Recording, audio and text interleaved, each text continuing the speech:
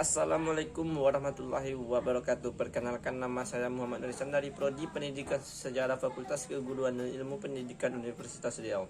Tujuan videonya dibuat itu untuk memenuhi mata kuliah sejarah Indonesia pada masa koloni yang didoseni oleh Pak Nurdesa MPD. Baik, saya akan menceritakan sejarah pergerakan nasional modern berbasis nasional pada masa Budi Utomo. Pergerakan nasional merupakan istilah yang menggunakan fase sejarah Indonesia dalam mencapai kemerdekaan. Pergerakan nasional terjadi dalam kurun waktu 1908 sampai 1945. Dalam buku sejarah Pergerakan Nasional Indonesia tahun 2015 karya Ahmadin 1908 dijadikan sebagai awal pergerakan nasional karena pada masa tersebut perjuangan yang dilakukan rakyat masuk dalam kategori bervisi nasional. Pergerakan yang dilakukan untuk menentang kaum penjajah sebelum tahun ini masih bersifat kedaerahan. Kemudian di 1908 lahir organisasi modern dengan cita-cita nasional. Istilah pergerakan nasional juga digunakan untuk melukiskan proses perjuangan masa Indonesia dalam fase mempertahankan kemerdekaan. Pergerakan masa ini untuk membendung hasrat kaum koloni yang ingin kembali merebut kekuasaan Indonesia. Dalam buku Pergerakan Nasional Mencapai dan Mempertahankan Kemerdekaan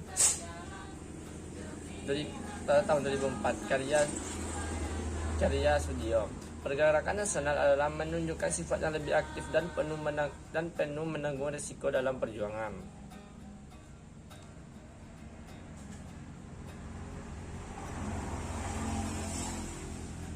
Nah, awal munculnya pergerakan nasional. Pergerakan nasional menjadi wujud protes atas penindasan kaum kolonial kepada rakyat Indonesia selama bertahun-tahun atau berabad. Nah, penyebab terjadinya pergerakan nasional dibedakan dalam dua kelompok, yaitu faktor internal atau dalam negeri. Beberapa faktor penyebab timbulnya pergerakan nasional bersumber dari dalam negeri, antara lain adanya tekanan dan penderitaan yang berkelanjutan rakyat Indonesia harus melawan penjajah atau para kolonial.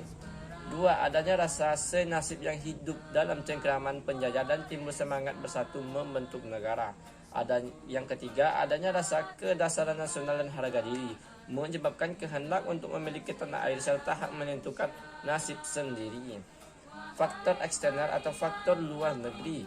Beberapa faktor eksternal juga mendorong proses timbulnya pergerakan nasional, di antaranya satu, masuknya paham liberalisme dan human rights. Nah, yang kedua, diterapkannya pendidikan sistem barat dan pelaksanaannya politik etis pada tahun 1902 sehingga menimbulkan wawasan luas bagi pelajar Indonesia. Kemenangan Jepang terhadap Rusia tahun 1905 yang membangkitkan rasa percaya diri bagi rakyat Asia, Afrika dan bangkit melawan penjajah. Gerakan Turki Muda pada tahun 1866 sampai 1918 yang bertujuan menanamkan dan mengembangkan nasionalisme Turki. Gerakan pan-islamisme yang ditumbuhkan oleh Jamaluddin Al-Afghani yang mematahkan dan melenyapkan imperialisme barat. Pergerakan nasional di Asia seperti gerakan nasional di India, Tiongkok dan Filipina.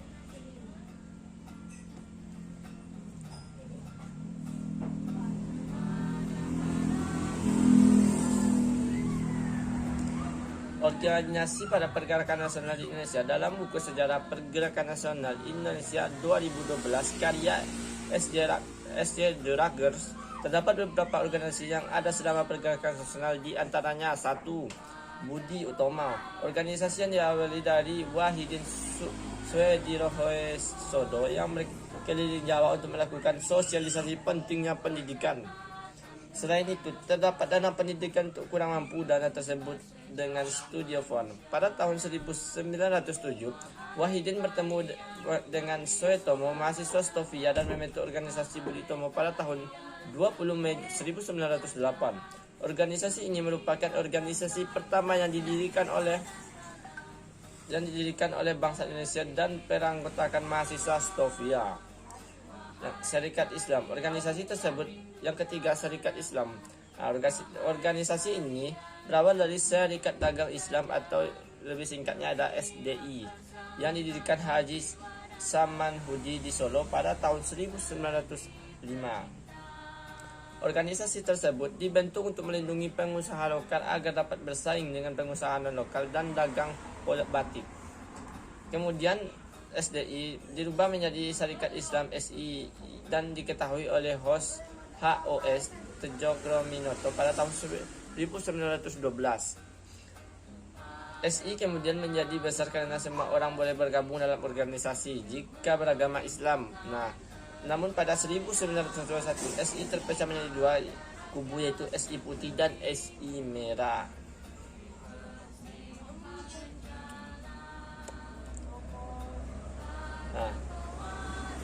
Kemudian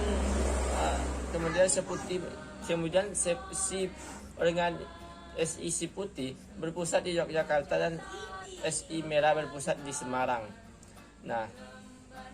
Organisasi ketiga adalah Indische Partij. Didirikan di Bandung pada 25 Desember 1912 oleh 3 serangkai, yaitu Dr. F. Douwes-Dekker, Daudi Jastadibudi, R.M. Suwardi Saryaningrat, dan Ki Hajar Dewantara, serta Dr. Tripto Muengkesomo. Organisasi ini berjuang untuk mengembangkan rasa rasionalisme, menciptakan persatuan antara orang Indonesia dan bumi putera. Selain itu juga mempersiapkan kehidupan rakyat yang merdeka. Organisasi tersebut mengkritik pemerintah kolonial Belanda. Kritikan ditulis oleh Suwardi yang berjudul Als ik een Nederlander was, yang artinya seandainya aku seorang Belanda. Sehingga pada tahun 4 Mei 1913 organisasi tersebut dianggap partai terlarang dan tiga tokoh tersebut diasingkan ke Belanda. Organisasi selanjutnya yaitu Perhimpunan Indonesia. Organisasi yang didirikan Belanda pada tahun 1908 yang awalnya diberi nama Indische Vereniging oleh Sueton Kasajangan, Soripada, dan Noto Suroto.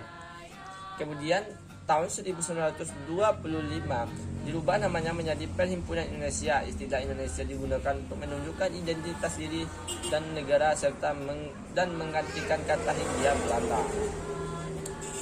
Sekianlah sejarah pada masa koloni di era Budi Utomo. Jika ada kurangan kesalahan kata, saya mohon maaf. Lebih dan kurang saya ucapkan assalamualaikum warahmatullahi wabarakatuh.